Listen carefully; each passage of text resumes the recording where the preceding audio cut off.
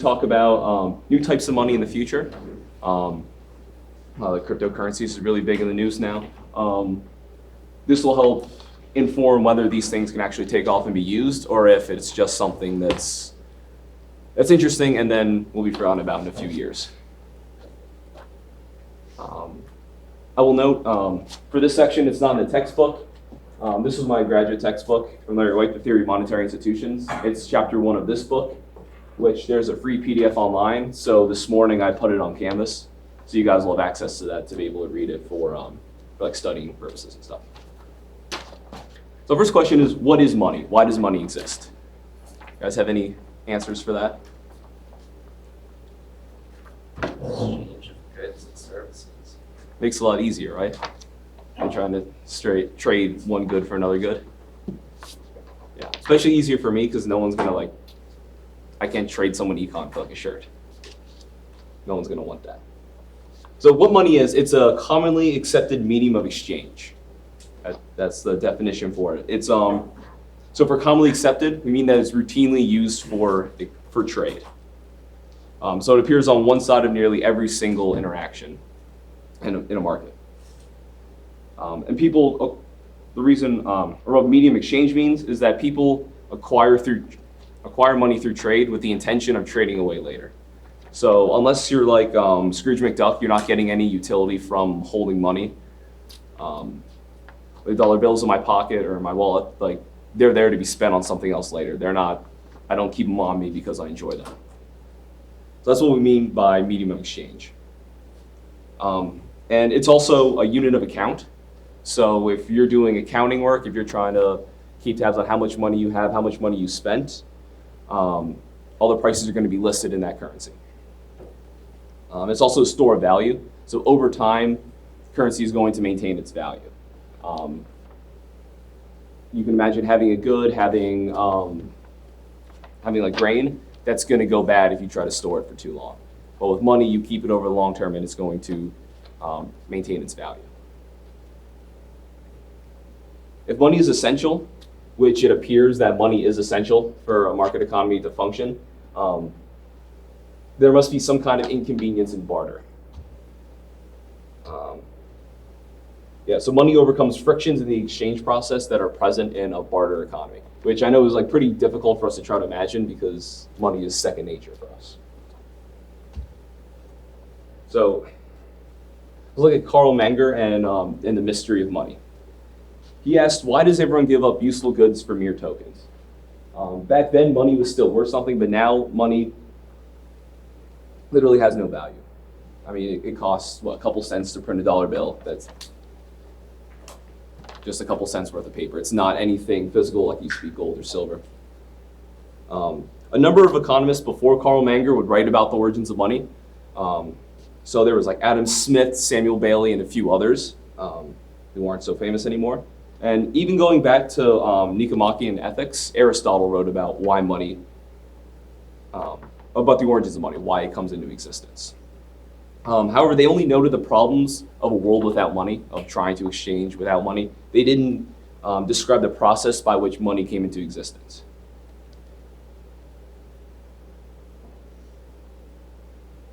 So why was money gold back then? Why was it silver? In Sweden, why did they use copper? Why did the Native Americans use shells? No, they didn't try to describe the process by which this happened. Menger was the first to do that.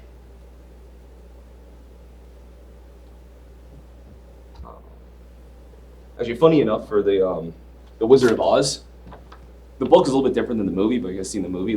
It's literally just it's an allegory for the debate that went on at the time between gold and silver. That's why you have things like the Yellow Brick Road and the. Actually, she wears silver slippers in the book instead of ruby slippers. They changed that so it looked nicer in the movies. But the whole thing is just is an allegory for that. So, barter is direct exchange, trading one good for another. But under that, traders, they face serious frictions in the market trying to find someone who actually wants the good that they have and that has the good that they want. And this is called the dual coincidence of wants. I need to want what you have to want what I have. Dual coincidence of wants.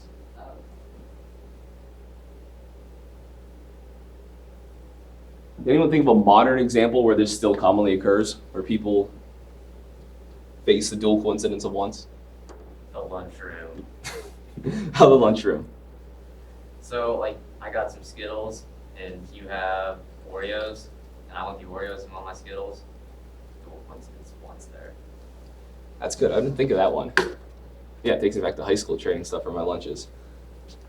Another example that people commonly give is dating and marriage. You have to find someone that matches you, and that you match. There's no, currency trading between the two.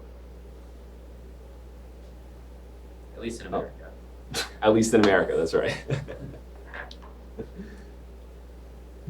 So what Menger did was develop a theory about how money supplanted barter. There's two theories. One that's actually newer than Menger that even like a year or two ago came back up and in monetary circles again, was the state theory of money. It's also called chartalism. Under this theory, the money was invented by a ruler. That's why you see that king there with the lightning bolt, or the light bulb above his head. It assumes that someone conceived of money, that they came up with this as an idea, and then convinced other people to adopt it, to begin using money for exchange.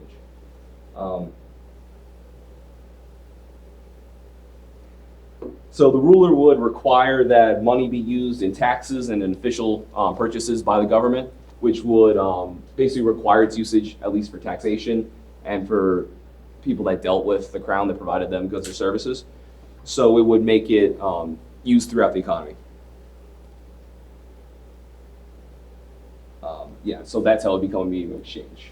However, that leads us to a question: is why would the rulers choose a precious metal? If you can literally just create money out of thin air and force people to use it, why wouldn't you pick something cheaper that doesn't cost you as much? As a ruler, you can keep all the gold and silver like piled up at your place, and you can make them use like a much cheaper copper tokens. Think of any places that use this token. So if you go to Chuck E. Cheese, like they've basically worthless metal tokens. You would expect the same thing if it was developed by a ruler, by a government.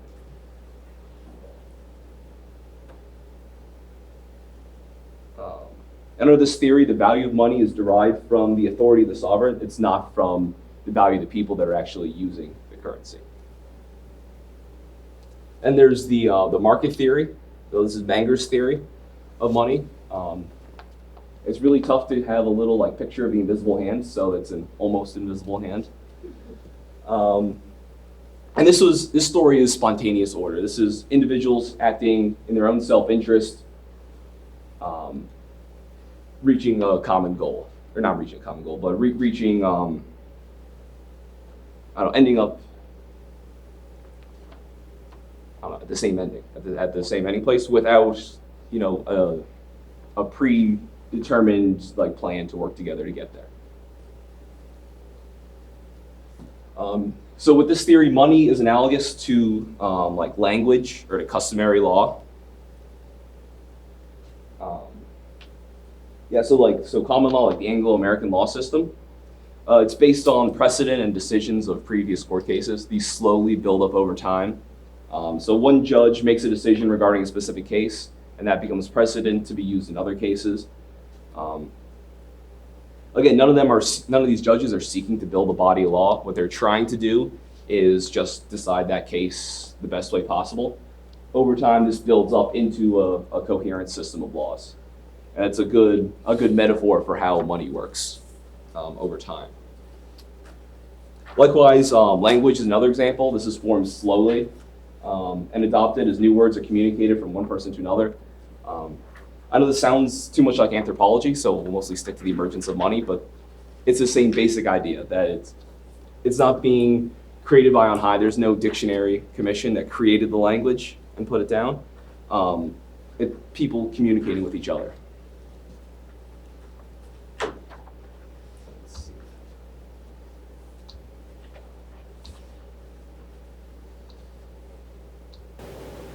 So let's look at give you an example of the problem of direct exchange and then how indirect exchange develops from that, and eventually how money develops. And we'll just walk through with an example. First, there's Alanis. Alanis has asparagus.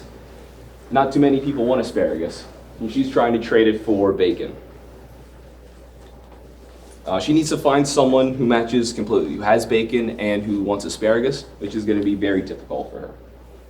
It may nearly be impossible, depending on how many people are around, how many people actually have bacon.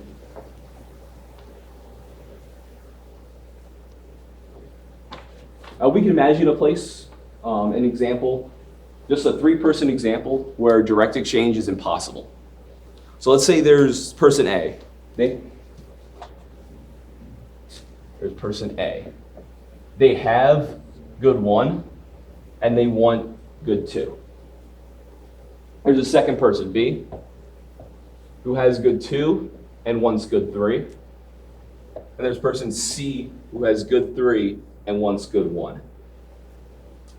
In this scenario, because no one person prefers what the other person has, in this case, none of them will be able to trade. Even though all 3 of them could get together and trade, all 3 will be better off and be able to get what they actually prefer.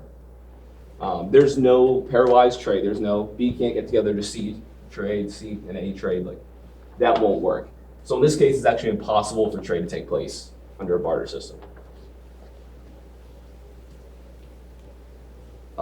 So even for Alanis, in our example with the asparagus, it may be so time-consuming for her that finding a partner is virtually impossible. So imagine she finds someone named Bork who has bacon. So has what she wants, but doesn't want asparagus. What exactly can she do to solve this problem? Can you think of a simple idea?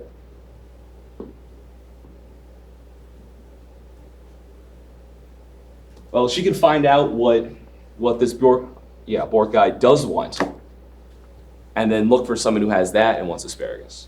Makes it a little bit easier for her. So let's say Bork wants cabbage.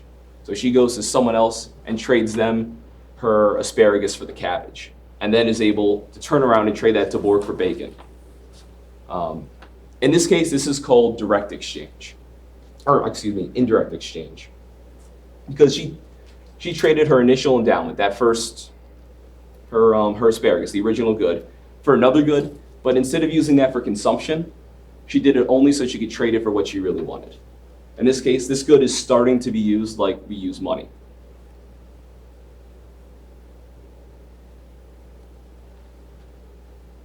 So in this case, the intermediate good that's being used in the exchange is, it's called the medium of exchange. This is where we start to move into actual money territory. Now imagine there's a large trading fair like in medieval times.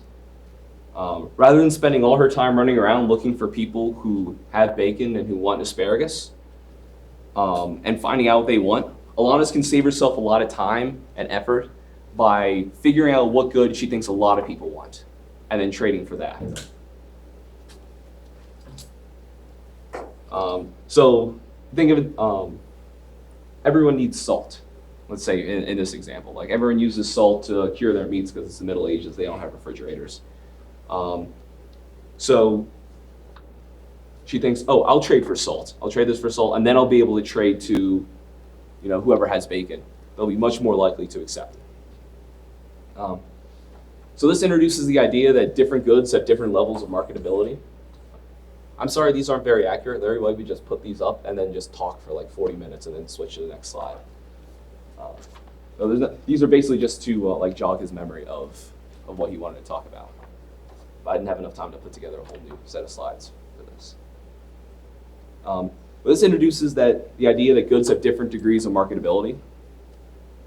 So in a world of costly trade, it takes time and effort, and it's expensive to find a trading partner.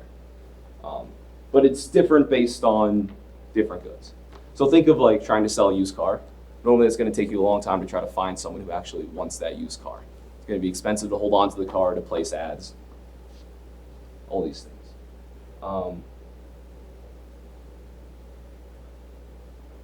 So marketability is a nominal raising concept. Just to mention this, Walrasian general equilibrium model is a neoclassical theory that assumes away the frictions that are inherent in the market. So obviously, like it's difficult to match buyers and sellers. It costs money to draw up contracts. All these things are assumed away in this Walrasian model. Basically, they use simplified conditions in order to help us understand how the invisible hand moves supply and demand to help the market reach equilibrium. Even though in this course we're going to be working with like these types of models quite a bit and trying to understand, how equilibrium works, it's important to note that like these sorts of models have shortcomings. So later on, when we work with monetary policy and like the effect of monetary policy on the real economy, like aggregate demand and aggregate supply, I'll try to remember to note then that there are assumptions and there are simplifications that we're making, so it doesn't truly model what's going on, but it gives us a great idea. Just wanted to start off the semester by putting that in your heads. But going back to Alanis, for our traders, a perceptive trader is going to only trade her initial endowment of goods for a highly marketable good. So these highly marketable goods are ones that are easily traded for other goods. So in this example, salt, because everyone needs salt. As a rational actor, she's going to try to maximize her expected gains from trade. She's going to try to make herself as well off as possible. So this depends on the price at which the trade takes place. So trying to give up as little of her asparagus for the salt as possible. Then the cost of carrying out the trade, so like transportation of the goods, negotiation of the contracts, that sort of stuff.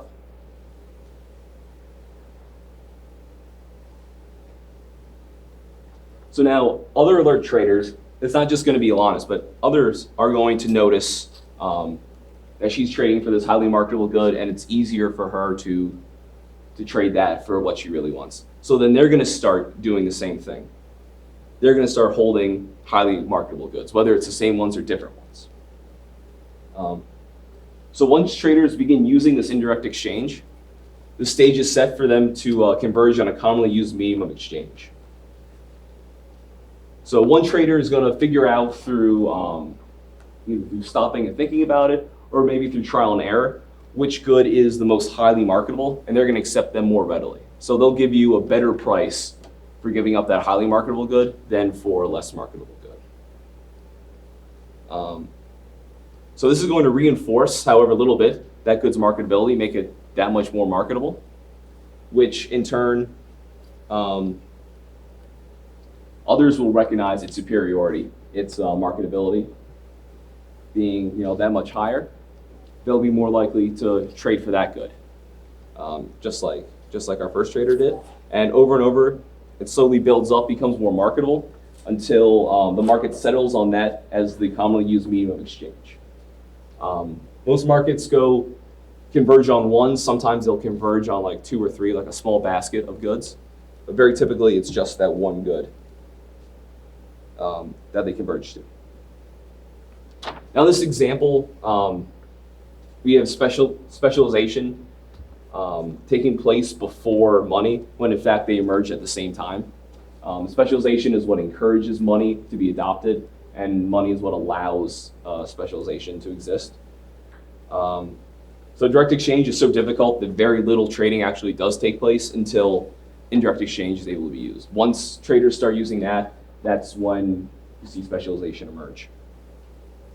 Adam Smith famously said that the division of labor is limited by the extent of the market, but you can really say that the extent of the market is limited by the use of money.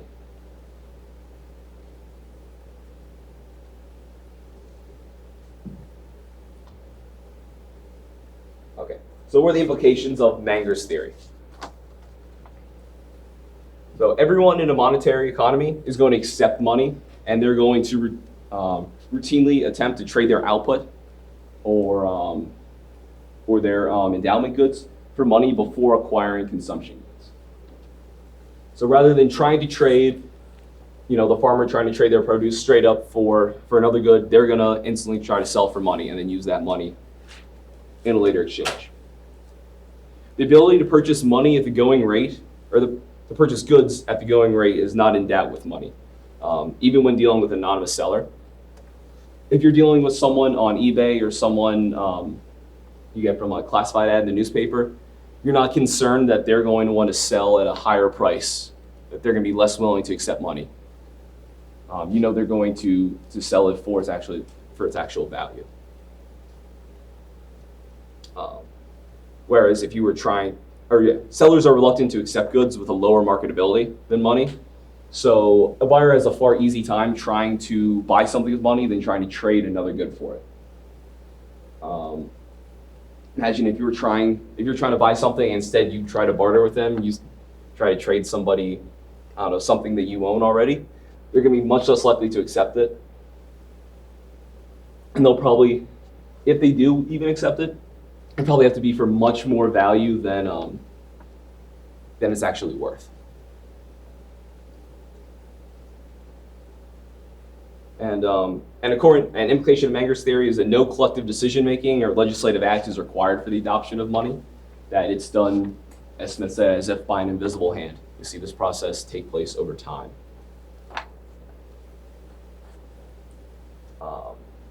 And as I mentioned earlier, commonly accepted meaning of exchange is the money's core role, but the store of value and the unit of account are secondary roles that money also fills once it becomes the commonly accepted medium of exchange.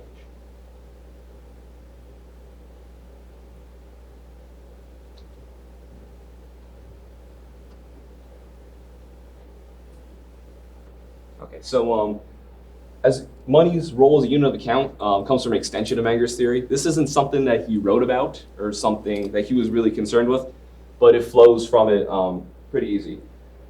The accounting unit used to display the value of a good, or the amount of money that is required for a change, the amount that's placed on a menu. That's the unit of account. So when you look at commodity money, we talked about countries being on the gold standard or on the silver standard. Gold and silver wasn't the unit of account. It was rather like the pound sterling or the Spanish piece of 8. These are the actual unit of account, like how much gold was worth, whatever they determined, whatever they named the currency. And just an interesting fact about the pound sterling, Britain was on a silver standard for about 1,000 years until 1816, at which point they switched over to the gold standard.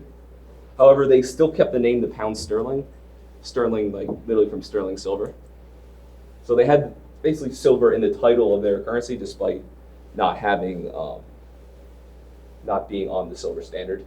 The British love tradition, and it's part of the reason after the First World War, most countries suspended the gold standard so they could inflate their currency to help pay for the war.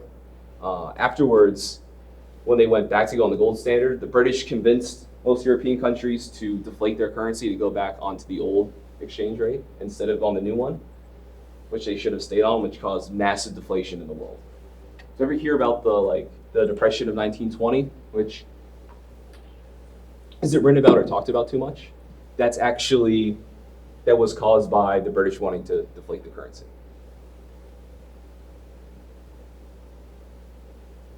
Okay, and now Mengerian convergence, this idea has been built into a lot of other theories on money, just trying to extend it or to explain further. So one example of that is Kaitaki and Wright. Their basic idea was that money overcomes search frictions. They use more of a mathematical model to help explain basically the process that Menger described going on. However, their implication is that fiat money is superior to commodity money, so fiat money not backed by anything of value, that's more valuable than commodity money, which is is how it differs from Menger's theory. I should note that Kaitaki and Wright, people, especially in monetary circles, believe that they're going to be up for the Nobel Prize soon for this idea, and it's been heavily used in monetary economics. I think when we were in Omaha next, was that Andrew and I or Kevin and I talking about who'd win the Nobel next? I think everyone's sitting at that table. No, that dinner then. Right. Yeah, I said it'd be Ace Amaglu. I don't know. Because Andrew's sitting across from us and Kevin was right Yeah. beside us. Kevin has he's one of my friends from grad school. He's working at a a university-based research center like Caesar out at at Creighton in Omaha, and he runs like a little betting pool every year for who's going to win the Nobel in economics. That's what nerds do with their free time. Okay, I'm going to skip most of this stuff.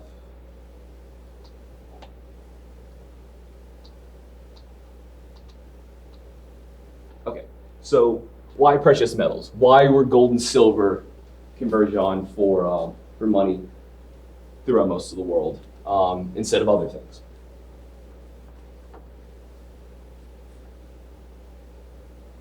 Okay, he doesn't have any of this on there. So gold and silver already had value in primitive societies. There was ornamental uses for gold and silver, and for what became money in other civilizations. So I said, like, some used shells, some used wampum. Even the Swedish copper had some sort of value for them, which is how it became used as money. But precious metals tend to have four main characteristics. I'll keep this 5 there. So I guess 5 characteristics. And by checking all the boxes, that's what makes it more valuable, more likely to be used than other things as currency. So first is durability. Precious metals last for a long time. They don't spoil. They might corrode, but you just polish them a little bit. They're not going to go bad, and then suddenly, like, your money disappears. You think of, it says barley's durable, but you can think of some foodstuffs, maybe tobacco, or even just straight produce. Like, it'll go bad, it'll rot, and then your money suddenly is nothing. It doesn't exist anymore. So you're out of that. So you're not going to want to use something that's money. You're going to want something that's durable and lasts for a long time. Then it can be a store of value. And then trying to assess money, whether it was actually worth as much as it should be worth, will be difficult, because if it's a couple days before spoiling but it hasn't spoiled yet, you have to look at it and say, oh, like, how much time do I think I have with this? It's too much work, too much to worry about when you're trying to engage in transactions. Next is portable, so something that's easy to transport and lightweight. Gold and silver are very portable, very lightweight when they're used in trades. So things like salt, oxen, copper, these are, at least he says oxen's portable. I don't think oxen's very portable. I guess so. They do walk themselves, but like, how do you, I don't know, it seems like a real hassle to try to bring it into a building to trade with something. I don't know, I guess he's thinking he's thinking like a primitive time when there's no buildings to walk into. So, but things like barley, copper, like, these things are not very portable. Over in Sweden in like 1000 AD, they used to pay like young men to carry copper coins around to make normal transactions because of how heavy they were. So people's sole jobs are to walk around carrying like 100, 200 pounds worth of money, so that some rich person can buy their eggs for the week. Obviously, that's not going to last too long, because it's a real hassle. Next is divisible and fusible. Currency can be tailored to meet the requirement payment size. So with silver and gold, especially before it's coined, you can break it into smaller chunks. You can like meld it and put two pieces together. It's really tough to split an oxen to make a small transaction. In the office, Dwight he said he had an invention that could take like one burger patty from a horse at a time. It was like 6. Or 6 at a time, and keep it alive. It doesn't really work in the real world, making things like oxen not divisible. Next is uniform and easily recognizable quality. So tobacco and livestock, they can be difficult to assess to see if they're good or if they're low quality. So you don't know how much value you're actually getting, or you have to spend a lot of time and some money to figure out if it's actually worth what they claim it's worth. Uncertainty ruins the ability for two parties to transact, whether it's a quality of good or quality of money. The purity of gold and silver can be easily tested. They used to bite the gold, very simple ways to assay it to make sure that it's pure, not like some other chunk of metal in the middle. And then once they began coining gold and silver, that made it even easier. So you had like the same size, and it was stamped by whoever coined it, basically attesting to its value and to its size.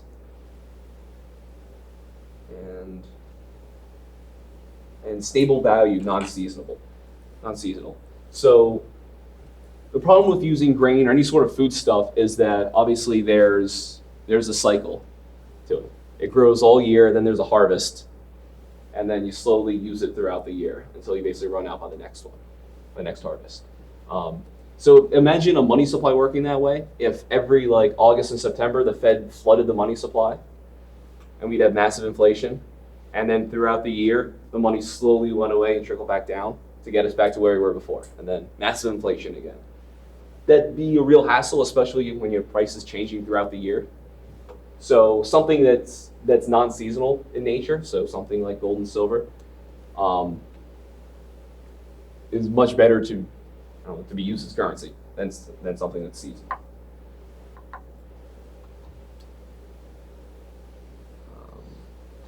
So Menger also provides the logic for the adoption of a new currency.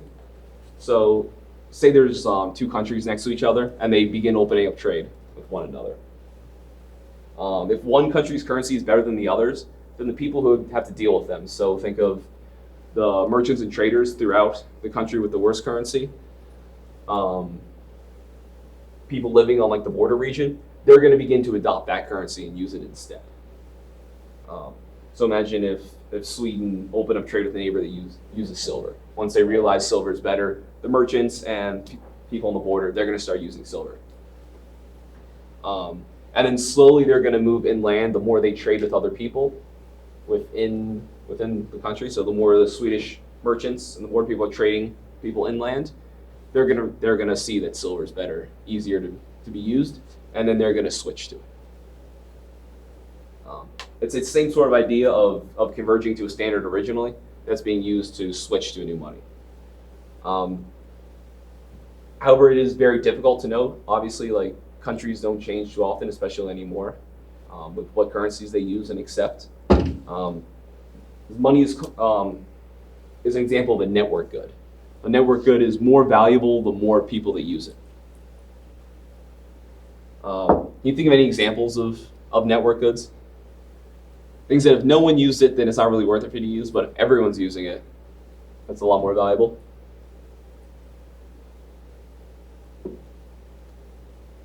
Social media. Yep. I don't know if Facebook is a good example anymore because now that all the old people are using it, young people don't use it. But Twitter is a lot more valuable now that a lot of people use it than when very few people used it. Things like Yelp. There were only like 3 Yelpers. You wouldn't get enough restaurants to know which ones are good or not. Video games like the PS4, whatever the new Xbox is, like if you only have like one friend that uses it, you can't play with them, so it's less fun. So you should know that this isn't the same. Whatever. This is the same as path dependence, where once you start down the path, it's like impossible to get off of it. That it's just going to keep rolling. So look at the past. That like salt was replaced as currency by oxen. It's replaced by silver and later by gold. I don't know. MySpace replaced Facebook. And getting replaced by Twitter. Like it's not guaranteed once you get stuck down one path that you're going to be on there. There was an idea that the keyboard. I don't know why we have the QWERTY keyboard. What the reason was for the odd layout, but someone said they wanted to change it from the QWERTY keyboard to like alphabetical order to make it easier to use. And they tested and they said that people use it, people can type faster on it. So this is a clear example of path dependency, where once you start down there, it's impossible to change. This isn't the case that we see for money. But it is still a network good. It's still more valuable once more people begin to use it.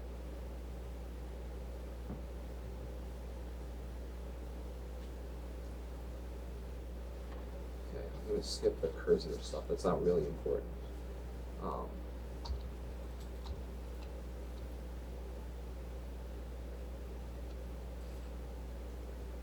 Okay, so much of the world converged to the silver standard by the Middle Ages.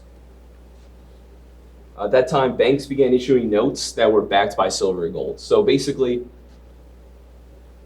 these notes were a promise that the bank had. They said, we have $10 worth of gold in our vaults. This is a promise to $10 in the vault.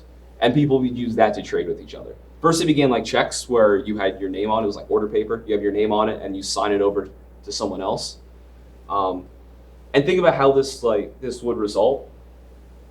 If I wanted to pay someone and they deposit in the same bank that I did, it'd be a hassle to go to the bank, withdraw my gold, take it to that person, give it to them. They go back to the bank and deposit that gold. It'd be easier for the two of us to just meet there and say, hey, can you sign over some of my gold to them? Over time, people wondered, why are both of us wasting our time walking there? And they developed writing these notes, writing what we think of today as checks. And one person gives it to the other, wherever they're at, and then that person goes, deposit, and said, here, put the gold in my account. Eventually, what we come to think of as dollar bills, so order paper, where it just says, or not order, bearer paper. So whoever has that piece of paper that says you're entitled to $10 worth of gold is entitled to that gold. It doesn't matter who has it. You don't have to sign it over to the person. Eventually, banks began issuing that. And for most of the classical gold and silver standards, but private banks would issue currency. The government would not issue currency. This was a relatively new invention. The reason why the world converged on the silver standard before the gold standard was because gold was too valuable for daily transactions. Imagine if the smallest denomination we had was like a $100 bill. It'd be a real hassle trying to trade stuff. So that's why they had silver, or why they used silver. And back in the United States, 16 ounces of silver was worth 1 ounce of gold. So it was much less valuable. And that's William Jennings Bryan, who was the Cowardly Lion in The Wizard of Oz, was based on William Jennings Bryan. That was one of his big policy points, was increasing the value of gold from 15.5 ounces to 1 gold of silver to 16 ounces for 1 gold of silver. Because all the farmers in the Midwest wanted inflation, so it would be easier for them to pay back their loans.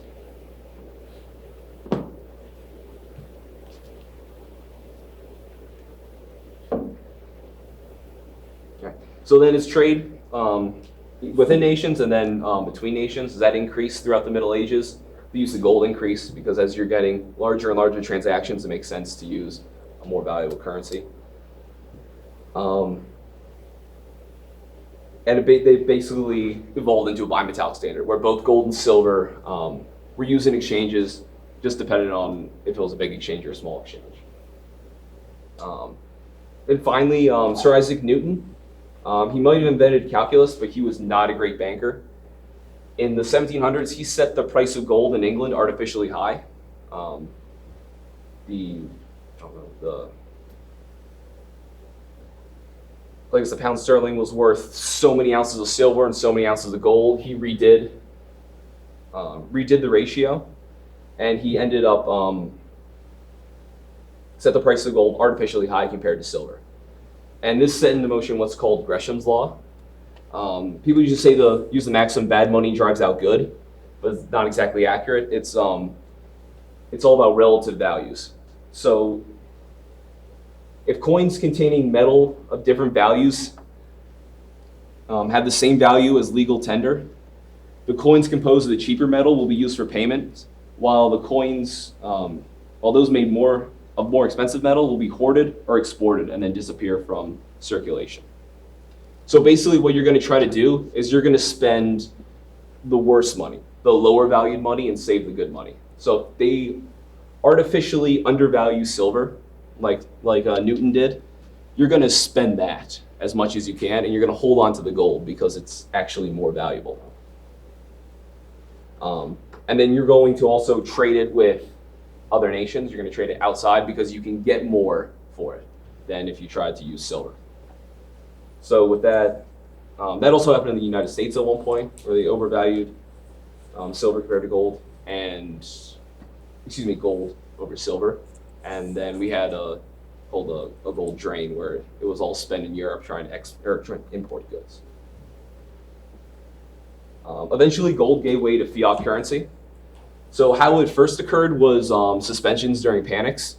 If you look at the history of the United States, especially in the 1800s, it was just banking panics every decade or so. So what would happen is people would all rush to take their money out of the bank. Bank wouldn't have enough money on hand. So what they would do is they would suspend circulation. So they said, all right, for the next week, we're not going to allow you to redeem your gold for this currency. It was always short-term things. And then once the panic had subsided, they would begin in accepting gold again, or giving out gold again.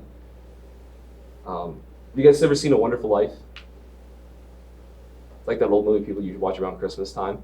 At one point, there's a banking panic, and George Bailey, who runs the Saving the Loan, this is slightly different. They weren't trying to get gold; they were just trying to get money out of their accounts. And there was a run on the bank. He knew there wasn't enough money to give to everyone. So when people try to withdraw money, he said, "No, how much do you need for the next couple days until we can get more currency?" It's the same basic idea. That's the run on the bank that happened. He was, in the movie, it's like a small town, so he's able to talk to people and say, "Hey, leave some in for other people." But in these panics, they weren't able, were not able to do that. So they were forced to suspend. Finally, in 1935, it was in the United States. It was broken by government decree, and they stopped the redemption of gold, took us off the gold standard, and the new currency is fiat. So the U.S. dollar now, if you look at it in the past, I don't know. I don't think it's in there. But you look at the old silver certificates before, like the $1 bill said, "Will pay to the bearer $1 worth of silver on demand." Now, I actually don't think I have $1 in my pocket. Does anyone have $1 on them?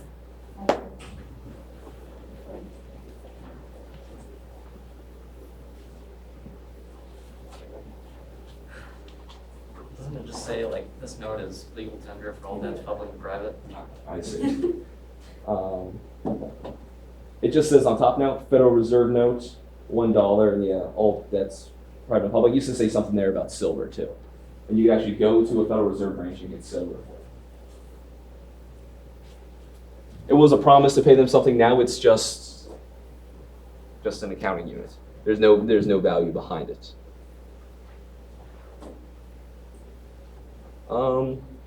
Okay, and then before I let you go, bank issued money began to be issued around AD 1200, according to an economic historian who looked into it. Any details, a court case in 1200 AD over bank deposits. So we know, and the money they had released at that point. That was the contention in the court case. So it's been around, being issued by banks for almost 1,000 years at this point.